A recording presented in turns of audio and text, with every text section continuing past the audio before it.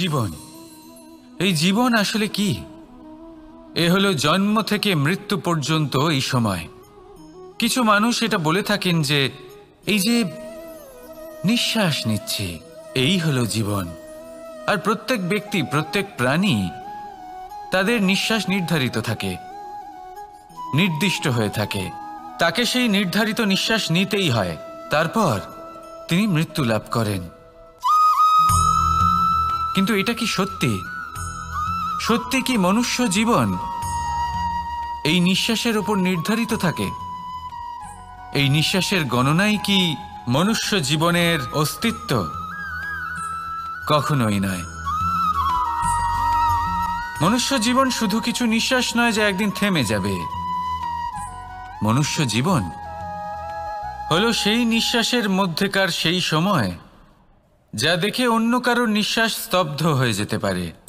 সেই মুহূর্ত যেখানে মানুষ আপনার মধ্যে সেই প্রেম দেখতে পারে, আপনার সাহস দেখতে পারে, আপনার শক্তি দেখতে পারে, আপনার চেষ্টা দেখতে পারে, আপনার পরিশ্রম দেখতে পারে, অন্যায় আর দুর্নীতির বিরুদ্ধে আপনার যুদ্ধ দেখতে পারে।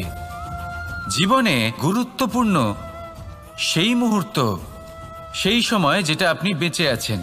সেই সময়ে আপনি এই সংসারের অন্য ব্যক্তিদের জীবন বাঁচার একটা দিশা দেখাতে পারেন, একটা প্রেরণা যোগাতে পারেন, শক্তি দিতে পারেন, আশা দিতে পারেন।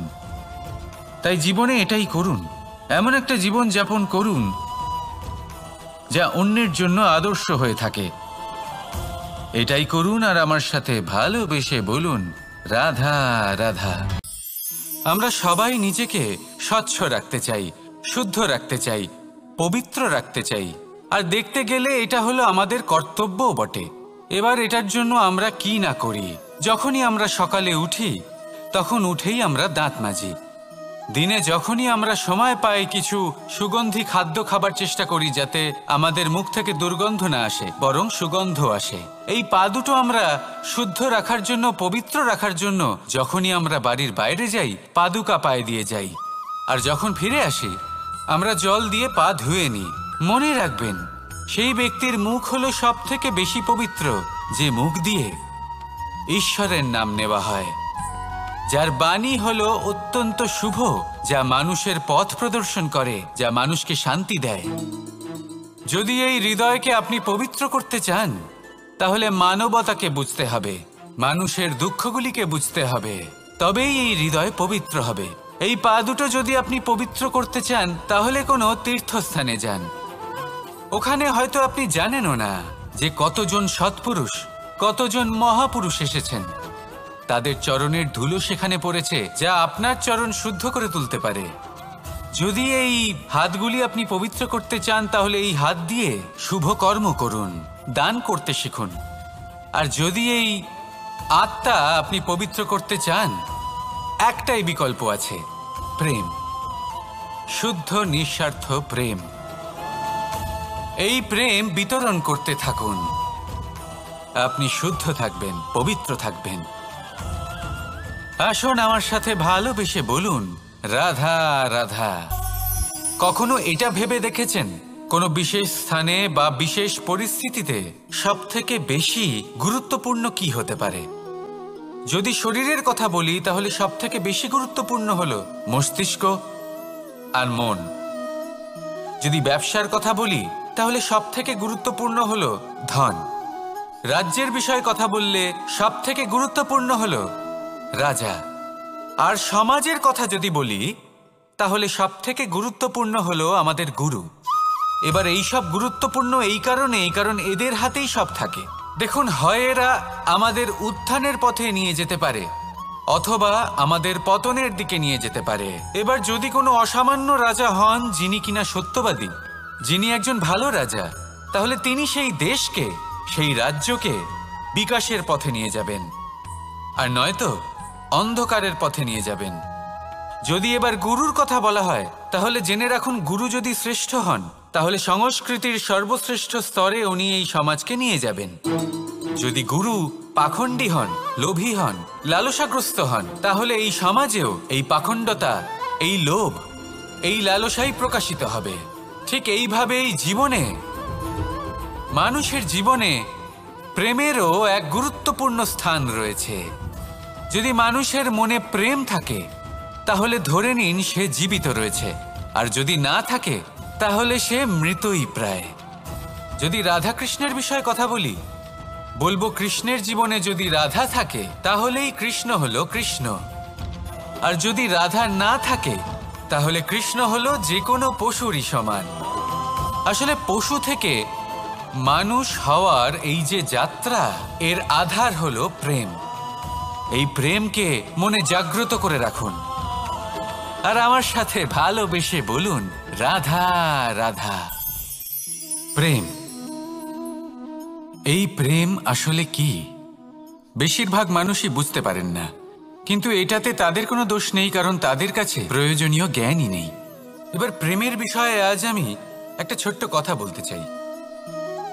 আপনি দেখবেন কিছু মানুষ যখন কাউকে ভালোবাসেন তখন তাদের মনে হয় সেই ব্যক্তির ওপর ওনার অধিকার রয়েছে। এবার সেই অধিকারের বোধে ফেঁসে গিয়ে নিজেই ক্রুদ্ধ হয়ে বসেন যে ও আমার কথা মনে করলো না, ওর স্মৃতিতে আমার কোনো স্থান নেই, ও আমার সাথে কথাই বলতে ভুলে গেছে, ইত্যাদি ইত্যাদি অনেক কারণ হতে পারে। আমি আপনাকে একটা প্রশ্ন করি, এই যে স্মৃতিগুলি, এটাই কি ভালোবাসা? কখনোই নয়। প্রেম তো হলো সেই আবেগ, সেই বোধ যা এক সুগন্ধিত ফুলের মতো আপনার জীবনকে, আপনার মনকে আনন্দিত করবে, প্রসন্নতার দ্বারা ভরিয়ে তুলবে। প্রেম হলো সেই বোধ। তাই যদি আপনি প্রেমকে বুঝতে চান তাহলে প্রেমের ভাবনাকে বোঝার চেষ্টা করুন। প্রেমকে যদি যাপন করতে চান তাহলে আবেগের দ্বারা যাপন করুন, স্মৃতির দ্বারা নয়। স্মৃতির কি আছে? আজ আছে, পরবর্তীকালে নাও থাকতে পারে। সময়ের সাথে এই স্মৃতি ফিকে হয়ে যেতে পারে, কিন্তু এই আবেগ তা চিরকাল মনের মাঝে থেকে যায়। তাই আসুন আর আমার সাথে ভালোবেসে বলুন, রাধা রাধা। রাজ্য, শাসন, সাম্রাজ্য, সংস্থাপনা, এগুলিকে সফল কখন বলা যেতে পারে? কোনো বুদ্ধিজীবী বলেন তখন যখন চারিদিকে শান্তি থাকে, কারোর মনে কোনো প্রশ্ন থাকবে না, শঙ্কা থাকবে না। কিন্তু আমার মনে হয় এটা অনুচিত। কোনো রাজ্যের পক্ষে বা কোনো শাসনকালে সবথেকে বড় সংকট তখন আসে যখন সবথেকে বেশি যোগ্য ব্যক্তি বা সবথেকে বেশি বিদ্বান ব্যক্তিও শুধু মুখদর্শক হয়ে বসে থাকেন। মনে প্রশ্ন আসতে থাকে কিন্তু জিজ্ঞেস করেন না, শঙ্কা উৎপন্ন হয় কিন্তু ব্যক্ত করতে পারেন না। এটা খুবই অনুচিত। এই যে প্রশ্ন, তা আসা খুব ভালো। এই প্রশ্ন অকারণে আসে না, কোনো সমস্যার কারণেই আসে। এই প্রশ্নের দ্বারা আপনি সেই সমস্যাগুলি দেখতে পাবেন যাতে আপনি এতদিন অনভিজ্ঞ ছিলেন। আর যত প্রশ্নের নিবারণ আপনি করবেন ততই আপনার রাজ্য, আপনার শাসন আরও শ্রেষ্ঠ হয়ে উঠবে। এই প্রশ্ন, এই শঙ্কা, এগুলো আপনাকে সমাধানের চূড়াতে অবশ্যই নিয়ে যাবে। সেই জন্য না প্রশ্ন করা অনুচিত, আর না শঙ্কা ব্যক্ত করা অনুচিত, আর না তিনি মূর্খ যিনি প্রশ্ন করেন, শঙ্কা ব্যক্ত করেন। তাই এনাদের কখনো দূরে করে দেবেন না, এনাদের নিজস্ব মতামত রাখতে দিন। যখন সবাই মিলে একমত হবেন তখন নিশ্চিত রূপে বলা যায় যে এই রাজ্য, এই শাসন, এই সংস্থাপনা সাফল্যের শিখরে রয়েছে। তাহলে আসুন আর আমার সাথে ভালোবেসে বলুন, রাধা রাধা। প্রকৃতি, নিয়তি কখনোই কারোর সাথে পক্ষপাত করে না, প্রত্যেককে জীবনদান দেয়, সমান সুযোগ প্রদান করে। এটা সেই ব্যক্তির উপরে নির্ভর করে যে সে কিভাবে তার থেকে লাভবান হয়ে উঠবে। তার নির্বাচনের উপর নির্ভর করে, তার দৃষ্টিভঙ্গির উপর নির্ভর করে যে সে কতটা ধনাত্মক বা কতটা নেতিবাচক। দুই ধরনের মানুষ হন। এমন কিছু মানুষ হন যারা প্রত্যেক পরিস্থিতি, প্রত্যেক সমস্যা এবং বিপদে সুযোগ খুঁজে বের করেন। আর কিছু এমন মানুষ রয়েছেন যারা যে কোনো সুযোগে কোথাও না কোথাও থেকে একটা সমস্যা খুঁজে বের করেন। এবার আপনি কি চান? আপনি সুযোগ চান, তাহলে সুযোগ পাবেন। আপনি সমস্যা পেতে চান, সমস্যা তো আপনি চাইলেই খুঁজে পাবেন। চয়ন আপনারই যে আপনি কতটা ধনাত্মক থাকতে চান, কতটা নেতিবাচক থাকতে চান। ধনাত্মক থাকুন, জীবনে সব কিছু সম্ভব হবে। আসুন আর আমার সাথে ভালোবেসে বলুন রাধা রাধা। যখনই আমরা কথা বলি জলরাশির বিষয়ে, যখন আমরা তুলনা করি, তখন আমাদের খুব ভালো লাগে মিষ্টি সরোবর, পুকুর, নদী। আর আমরা অপেক্ষা করে থাকি সাগরের জন্য, সমুদ্রের জন্য। কেন করি? কারণ এই সাগর, এই সমুদ্র, এ হলো অত্যন্ত বিশাল আর ভয়ানক। এর জলও কিন্তু নোনতা, যা আমরা পান করতে পারি না। কখনো ভেবে দেখেছেন এই সমুদ্রের অন্তরে এই নোনতা জল, এই নোনতা ভাব, এটা আসে কোত্থেকে? এই যে সমুদ্র, যে প্রবাহমান নদীর থেকে যে খনিজ নির্গত হয়, তার ভান্ডার হলো এটা। সেই খনিজকে নিজের অন্তরে গ্রহণ করে, সেই নোনতা ভাব নিজের মধ্যে সমাহিত করে, আর তারপর সেই নোনতা জল বাষ্পে পরিণত হয়ে ওপরে উঠে যায়, যা মেঘ হয়ে আপনার ওপর মিষ্টি বৃষ্টি হয়ে ঝরে পড়ে। এ হলো সমুদ্রের ত্যাগ, যার জন্য আপনি মিষ্টি জল পান করতে পারছেন, সে নদী থেকেই হোক বা সরোবর থেকে। সেই জন্যই হয়তো সাগর হলো এত মহান, হয়তো সেই জন্যই রত্ন সাগরে পাওয়া যায়। তাই মনে রাখবেন, ক্ষমতা তারই হয় যে ত্যাগ করতে জানে, কোনো বিষকে নিজের মধ্যে ধারণ করে নিতে জানে। তাহলে আপনিও এটাই করুন, এতটাই শক্তিশালী হয়ে উঠুন আর আমার সাথে ভালোবেসে বলুন রাধা রাধা। বৃষ্টির ফোঁটা কত ছোট, কিন্তু সাগর কত বড়, হিমখণ্ড কত ছোট, হিমালয় কত বড়। কত পার্থক্য আছে দেখুন, দশরথ পুত্র রাম আর শ্রীরাম। দেখুন, একটা ফোঁটা একসাথে মিলিত হয়ে তখন এই বিশাল সাগর তৈরি হয়। সকল হিমখণ্ড যখন একসাথে মিলিত হয় তখন এই বিশাল মহান হিমালয় গঠিত হয়। সেইভাবেই একটা ছোট্ট বনবাস দিয়ে শুরু হয়েছিল একটা যাত্রা, রাম থেকে শ্রীরাম হবার পথে, মর্যাদা পুরুষোত্তম হবার জন্য। কিন্তু এর থেকে আপনি কি শিখলেন? বিন্দু আসলে মহান নয়, মহান হলো সাগর। হিমখণ্ড মহান নয়, মহান হলো হিমালয়। অর্থাৎ কোনো মহান কাজ করার জন্য বা মহান হবার জন্য আপনাকে আরম্ভ করতে হবে ছোট থেকে। একটা অত্যন্ত সরল কিন্তু একটা গুরুত্বপূর্ণ কথা আমি আপনাকে বলতে চাই।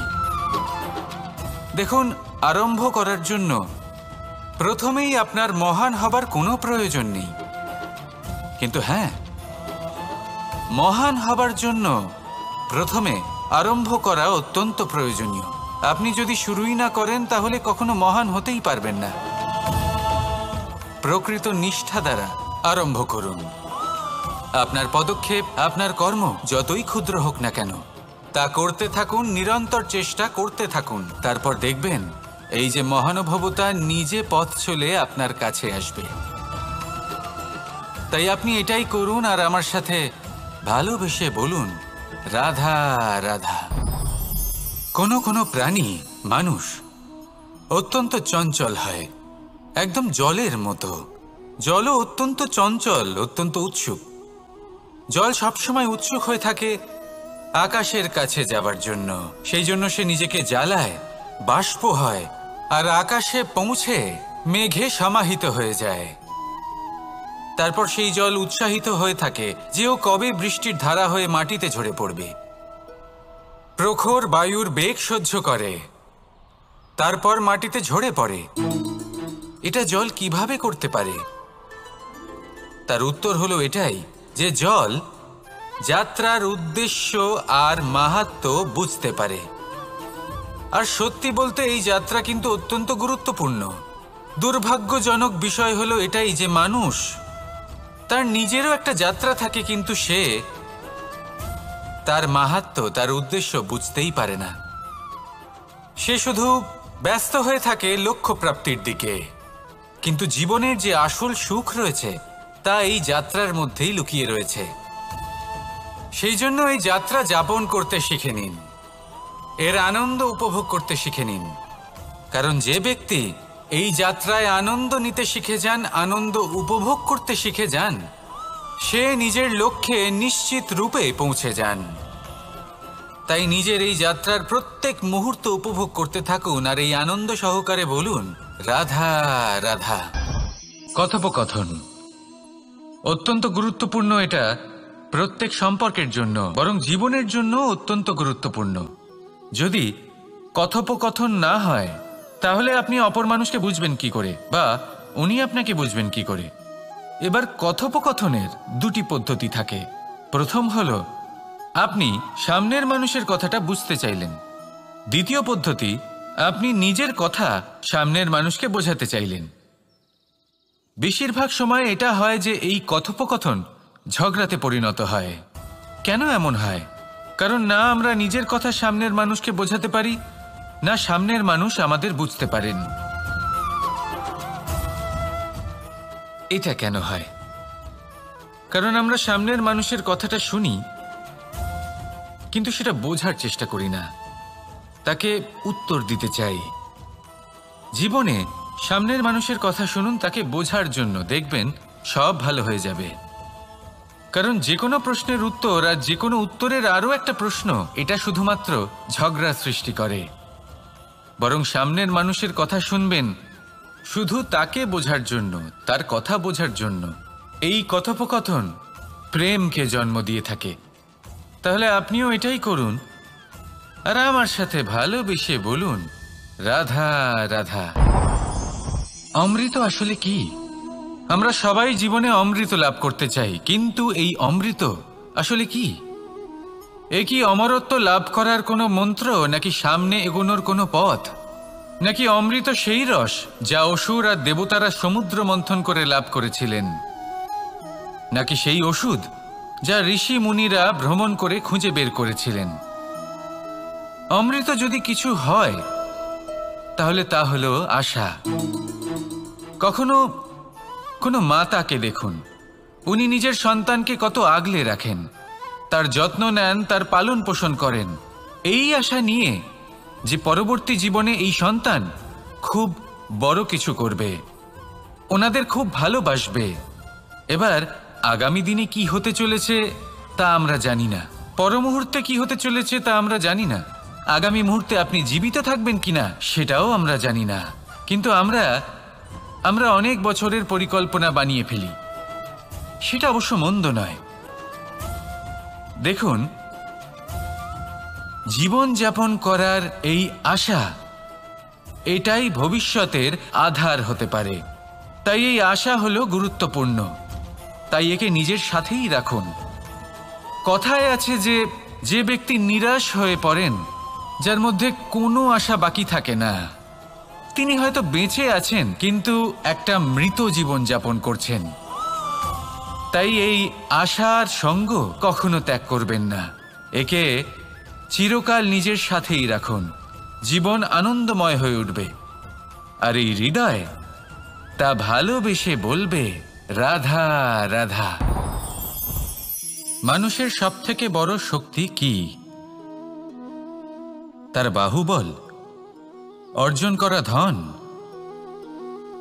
নাকি তার পেছনে দাঁড়িয়ে থাকা তার সমর্থক বা প্রশংসকদের দল, নাকি ঈশ্বরের আশীর্বাদ? সেটা কি? মানুষের সবথেকে বড় শক্তি হলো একটাই, আর তা সকলের মধ্যে আছে, আর তা হলো তার নিজের অস্তিত্ব, যা অন্য কারোর মধ্যে নেই। সংসারে অনেক লোক রয়েছেন, কিন্তু কেউ আপনার মতো নন। এটা হলো আপনার শক্তি, এ হলো আপনার নিজস্ব শক্তি। দুর্ভাগ্যবশত বেশিরভাগ মানুষ এটা বুঝতে পারেন না, নিজের শক্তিকে চিনতে পারেন না। কিন্তু যদি আপনি চিনতে পারেন, তাহলে আপনি নিজের অন্তরে অনুভব করবেন একটা অসীম শক্তির অস্তিত্ব। যে সাফল্যের পথে আপনি চলছেন, আপনি দেখবেন যে এই সাফল্যের দ্বার নিজে থেকেই খুলে গেছে। শুধু প্রয়োজন হলো নিজের এই শক্তিকে চিনে নেবার, নিজের এই বিশেষত্বকে বোঝার। কারণ এই যে আপনার বিশেষত্ব, এ কোনোদিনও আপনার থেকে দূরে চলে যাবে না, চিরকাল আপনার সাথে জড়িত থাকবে। যদি আমি বাহুবলের কথা বলি, সময়ের সাথে সেটা চলে যাবেই। যদি কথা বলি অর্জিত ধনের, তাহলে সময়ের সাথে সেটাও চলে যাবে। মিত্র, পরিবার, বন্ধু, আশীর্বাদ, এই সব কিছু আপনার থেকে দূরে চলে যেতে চলেছে, সেটা আপনিও জানেন। কিন্তু এই যে আপনার অস্তিত্ব, আপনার বিশেষ শক্তি যা শুধু আপনার সাথে আছে, তা চিরকাল আপনার সাথেই জুড়ে থাকবে। দরকার হলো শুধুমাত্র এটা চিনে নেওয়ার, নিজের উপর বিশ্বাস রাখার আর জীবনে এগিয়ে চলার। আপনি যদি এটা করেন, তাহলে সবাই এটা দেখে আপনার থেকে শিক্ষা নেবেন। তাহলে এটাই করুন আর আমার সাথে ভালোবেসে বলুন, রাধা রাধা। জীবনে অনেক সময় আমরা সমস্যার জালে এমনভাবে জড়িয়ে পড়ি যে আমরা বুঝতেই পারি না যে আমাদের কি করা উচিত, কার সাহায্য চাইবো, কার সাথে দেখা করব, বুঝতেই পারি না। অনেক সময় এমন হয় যে সমস্যা আমাদের থেকে শুরু হয় না, অন্য কারোর থেকে শুরু হয়। অনেক সময় এই সময় এমন খেলা খেলে যে আপনি সেই সমস্যায় ফেঁসে যান। কিন্তু সমস্যা যেখান থেকেই শুরু হোক না কেন, সেই সমস্যার সমাধান আপনাকে করতেই হবে। অনেক সময় মানুষ এমন বলেন, আমার অতীত এত বাজে, সেটা শুধরে কি হবে। এই ভুলটাই তারা করে বসেন। দেখুন, আগে যা হয়ে গেছে, যা শুধুই অতীত, যা সত্য তা কখনো বদলানো যাবে না। কিন্তু এটাও সত্যি যে এখন থেকে সামনের যে পথ, সেটাও আপনার হাতে রয়েছে। আপনি একে ভালোও বানাতে পারেন, খারাপও বানাতে পারেন। তাই আপনার এটা শুধরে নেওয়াই উচিত। কারণ মানুষ আসলে তার নিজের অতীতকে নয়, তার বর্তমানকে প্রভাবিত করতে পারে। এই বর্তমানই পরবর্তীকালে অতীত হবে, যা আপনি শুধরে নিতে পারেন। তাই আপনি সেই চেষ্টাই করুন, নিরন্তর চেষ্টা করুন। ধন্যাত্মক দৃষ্টিভঙ্গি নিয়ে নিজের বুদ্ধি প্রয়োগ করুন, সাহসের সদ্ব্যবহার করুন, যাতে আপনার আগামী সময় আপনি আরো ভালো করে তুলতে পারেন। আপনার সমাপ্তি আর সমাপ্তির পথে এই যাত্রা, তাকে আপনি সুখময় করে তুলতে পারেন। তাহলে এটাই করুন আর আমার সাথে ভালোবেসে বলুন, রাধা রাধা। আমাদের এই বর্তমান আর ভবিষ্যৎকে সুন্দর করার উপায় কি? কেউ বলবেন, আজ নিরন্তর পরিশ্রম করতে থাকো, কর্ম এবং চেষ্টা করতে থাকো। তার থেকেও বেশি গুরুত্বপূর্ণ কিছু আছে, বিগত অতীতের সাথে শান্তি স্থাপনা করা। কারণ অনেক সময় আপনার এই অতীত আপনাকে সামনে অগ্রসর হতেই দেয় না। আর অতীতের এই বিতৃষ্ণা যদি আপনি ভুলতে না পারেন, তাহলে বর্তমানের এই মিষ্টি সুখ আপনি কিভাবে উপভোগ করবেন, ভবিষ্যৎকে কিভাবে সুন্দর বানাবেন? তাই এই অতীতকে ভুলে যান, এর থেকে যা শিক্ষা প্রাপ্ত করার করে নিন, আর বর্তমান এবং ভবিষ্যৎকে আরো সুন্দর করে তুলুন। আর আমার সাথে ভালোবেসে বলুন, রাধা রাধা। কথায় আছে যে নিজে করে দেখো, নিজে অভিজ্ঞতা প্রাপ্ত করো, নিজে শেখো, নিজে জানো।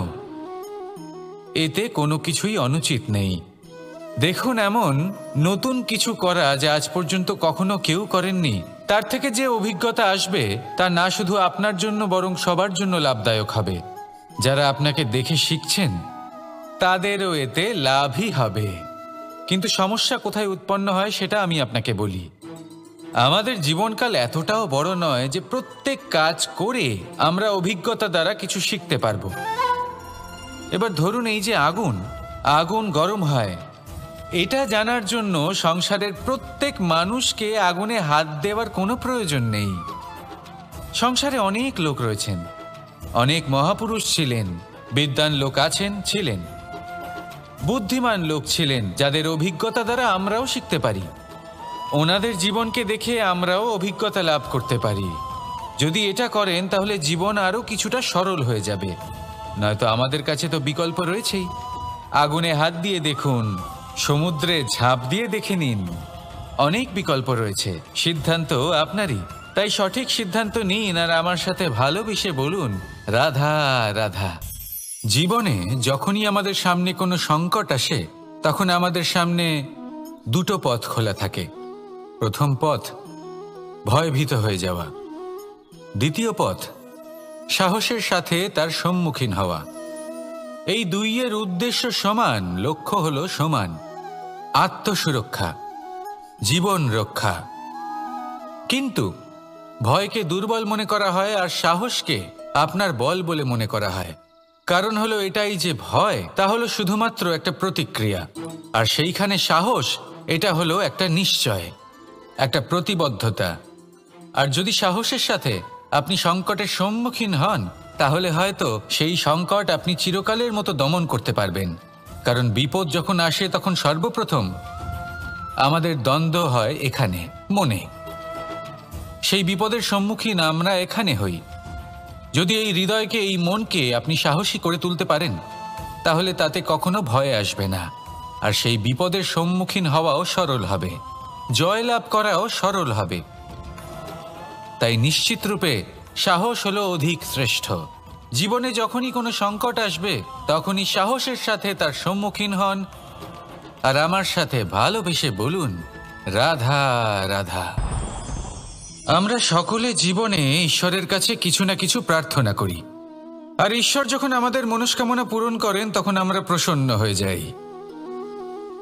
কিন্তু যখন ঈশ্বর আমাদের মনস্কামনা পূর্ণ করেন না, তখন আমরা ভাবি, সন্দেহ করি যে সত্যি ঈশ্বর আছেন। আপনাকে একটা কথা বলি, আপনি যদি ঈশ্বরের সম্মুখে নিজের ইচ্ছে বা মনস্কামনা রাখেন আর ঈশ্বর তা পূরণ করেন, তার অর্থ হলো ঈশ্বর এটা জানেন যে আপনার তার প্রয়োজন রয়েছে। কিন্তু যদি আপনি কামনা করেন আর তা পূর্ণ না হয়, তাহলে শুধু এটা মনে রাখবেন যে ঈশ্বর সেই সব দেখতে পান যা আপনি দেখতে পাচ্ছেন না। দ্বিতীয় কারণ হলো এটা, ঈশ্বর এটা খুব ভালো করে জানেন যে যে ইচ্ছে আপনি রাখছেন, সেই ইচ্ছে আপনি নিজের জোরে পূর্ণ করতে পারেন। তাই যদি আপনার ইচ্ছে ঈশ্বর পূর্ণ করেন, তাকে ধন্যবাদ জানান। আর যদি উনি আপনার ইচ্ছে পূর্ণ না করেন, তাহলে আরও ধন্যবাদ জানান। কারণ হয় উনি আপনার মঙ্গল চাইছেন, বা উনি আপনাকে ততটাই যোগ্য বলে মনে করছেন যে আপনি নিজেই নিজের ইচ্ছে, নিজের স্বপ্ন পূরণ করতে পারবেন। নিজের কর্ম করতে থাকুন, জীবনের সামনে এগোতে থাকুন, আর আমার সাথে ভালোবেসে বলুন, রাধা রাধা। একটা গাই আর একটা বাছুরের মধ্যে কেমন সম্পর্ক থাকে? একটা গাই নিজের বাছুরকে ডাকে, আর সেই বাছুর হাজার হাজার গাইয়ের মধ্যে থেকেও নিজের মাকে চিনতে পেরে যায় আর নিজের মায়ের সাথে এসে জড়িয়ে পড়ে। আর কিছুটা ঠিক এরকমই সম্পর্ক হলো আপনার কর্ম এবং আপনার কর্মফলের মধ্যে। আপনি যেমন কর্ম করবেন, আপনার কর্ম আপনার কর্মফলকে ডাক দেবে, আর আপনার কর্মফল কোথাও না কোথাও থেকে আপনাকে খুঁজতে খুঁজতে এসে আপনার সাথে জড়িয়ে পড়বে। তাই উচিত এটাই হবে যে আপনি সৎকর্ম করুন। কারণ ঈশ্বর যদি আপনাকে আপনার ভুলের জন্য ক্ষমা করেও দেন, আপনার কর্ম কিন্তু করবে না। তাই যদি আপনি দুষ্কর্ম করতে চলেছেন, তাহলে আপনি প্রস্তুত থাকুন। আর যদি আপনি শুভ কর্ম করতে চলেছেন, তাহলেও আপনি প্রস্তুত থাকুন। আপনার কর্ম যেমন হবে, তেমন ফল আপনার কাছে নিজে থেকেই চলে আসবে। আজ না হোক কাল, কাল না হোক অন্য কোনো সময়, অবশ্যই আসবে। আসুন আমার সাথে ভালোবেসে বলুন, রাধা রাধা। আম এবং নিম, এই দুই যে যার স্থানে অত্যন্ত বিশেষ, অত্যন্ত শ্রেষ্ঠ। আম আমাদের শক্তি বাড়ায়, আর অন্যদিকে নিম রোগের সাথে লড়াই করার আমাদের ক্ষমতা বাড়ায়। এবার আম অত্যন্ত মিষ্টি হয় আর নিম অত্যন্ত তিক্ত। তাই এই কারণে কি নিমের নিরাশ হওয়া উচিত বা নিজেকে ঘৃণা করা উচিত? তার স্বাদ তিক্ত? কখনোই নয়। দেখুন, নিম তিক্ত, এতে নিমের কোনো দোষ নেই। দোষ হলো জিহ্বার, যে মিষ্টি পছন্দ করে, তিক্ত পছন্দ করে না। কিন্তু যদি আপনি নিজের জীবনে নিমের প্রয়োগ না করেন, তাহলে আপনার রোগ প্রতিরোধ ক্ষমতা বাড়বেই না। তাই নিম হলো অত্যন্ত গুরুত্বপূর্ণ। এর থেকে আপনি কি শিক্ষা পেলেন? এটাই যে জীবনে কখনো অন্য কারোর মাপকাঠি দ্বারা নিজেকে পরখ করবেন না। আপনার যোগ্যতা, আপনার বিশেষত্ব, আপনার গুণ, অপগুণ, এই সব কিছু আপনি নিজে বুঝে নিন, সেটাই যথেষ্ট। আসুন আর আমার সাথে ভালোবেসে বলুন, রাধা রাধা। আপনি কি কখনো কুয়ো থেকে কাউকে জল বের করতে দেখেছেন? একটা পাত্রকে দড়ি দিয়ে বাঁধা হয়, তারপর তাকে কুয়োতে ফেলা হয়, টেনে তুলতে হয়, তবেই জল পাওয়া যায়। খুব সহজ ব্যাপার। কিন্তু কখনো এটা ভেবে দেখুন, কুয়োতে পাত্র ফেলার পরে যদি পাত্র সোজা হয়ে থাকে তাহলে তা জলে প্রবেশ করতেই পারবে না। না জল সেই পাত্রে প্রবেশ করতে পারবে, সেই পাত্রকে নত হতে হবে, তবেই জল সেই পাত্রে প্রবেশ করবে, তবেই টেনে আনলে সেই জল আপনার তৃষ্ণা নিবারণ করবে। আর এর মধ্যে জীবনের একটা মূল্যবান শিক্ষা লুকিয়ে রয়েছে, এমন এক শিক্ষা যা সংসারের প্রত্যেক মানুষের জন্য গুরুত্বপূর্ণ। আর সেই শিক্ষার নাম হল বিনম্রতা। সংসারে প্রত্যেক মানুষের বিনম্র হওয়া উচিত। আপনি নিজেকে বিনম্র করে তুলুন, আপনি বড়দের আশীর্বাদ লাভ করবেন, সাফল্যের মুখও দেখতে পাবেন। আপনি যদি বিনম্র না হন তাহলে কিছুই টিকবে না।